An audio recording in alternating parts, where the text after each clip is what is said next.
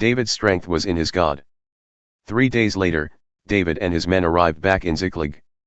Amalekites had raided the Negev and Ziklag. They tore Ziklag to pieces and then burned it down.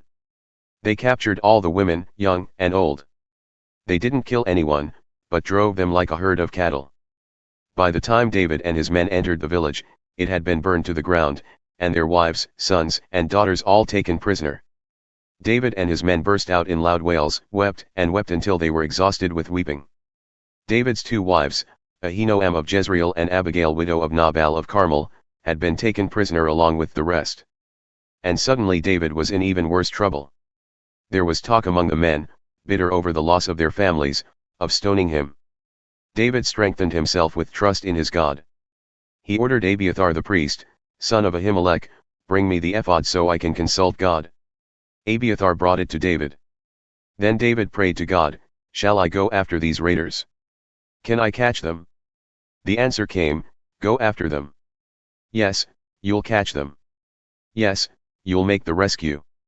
David went, he and the 600 men with him. They arrived at the Brook Besor, where some of them dropped out.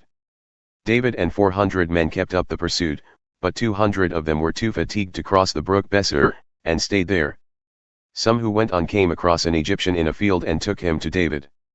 They gave him bread and he ate. And he drank some water. They gave him a piece of fig cake and a couple of raisin muffins.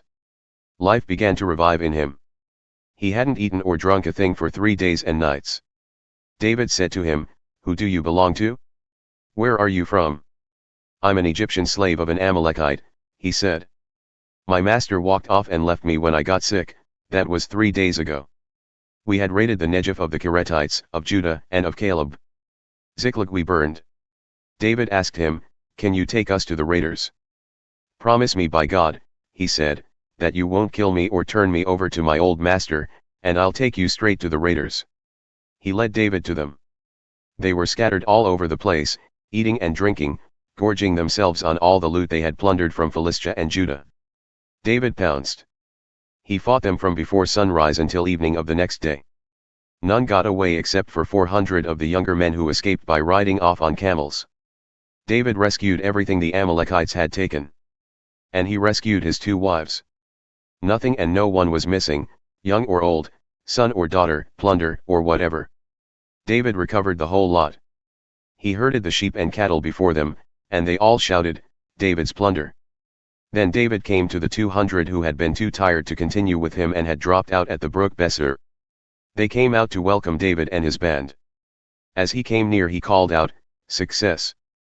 But all the mean-spirited men who had marched with David, the rabble element, objected, they didn't help in the rescue, they don't get any of the plunder we recovered. Each man can have his wife and children, but that's it? Take them and go. Families don't do this sort of thing. Oh no, my brothers, said David as he broke up the argument. You can't act this way with what God gave us. God kept us safe. He handed over the raiders who attacked us. Who would ever listen to this kind of talk? The share of the one who stays with the gear is the share of the one who fights, equal shares. Share and share alike. From that day on, David made that the rule in Israel, and it still is. On returning to Ziklag, David sent portions of the plunder to the elders of Judah, his neighbors, with a note saying, a gift from the plunder of God's enemies. He sent them to the elders in Bethel, Ramoth Negev, Jattir, Aroer, Siphmoth, Eshtemoa, Racal, Jerahmeelite cities, Kerethites cities, Hormah, Bor Ashan, Athach, and Hebron, along with a number of other places David and his men went to from time to time. Saul and Jonathan, dead on the mountain. The Philistines made war on Israel. The men of Israel were in full retreat from the Philistines, falling left and right, wounded on Mount Gilboa. The Philistines caught up with Saul and his sons. They killed Jonathan, Abinadab, and Malchishua, Saul's sons. The battle was hot and heavy around Saul. The archers got his range and wounded him badly. Saul said to his weapon bearer, draw your sword and put me out of my misery, lest these pagan pigs come and make a game out of killing me. But his weapon bearer wouldn't do it. He was terrified. So Saul took the sword himself and fell on it. When the weapon bearer saw that Saul was dead, he too fell on his sword and died with him. So Saul, his 3 sons, and his weapon bearer, the men closest to him, died together that day. When the Israelites in the valley opposite and those on the other side of the Jordan saw that their army was in full retreat and that Saul and his sons were dead, they left their cities and ran for their lives. The Philistines moved in and occupied the sites. The next day, when the Philistines came to rob the dead, they found Saul and his 3 sons dead on Mount Gilboa. They cut off Saul's head and stripped off his armor. Then they spread the good news all through Philistine country in the shrines of their idols and among the people. They displayed his armor in the shrine of the Ashtoreth. They nailed his corpse to the wall at Bethshan. The people of Jabesh Gilead heard what the Philistines had done to Saul.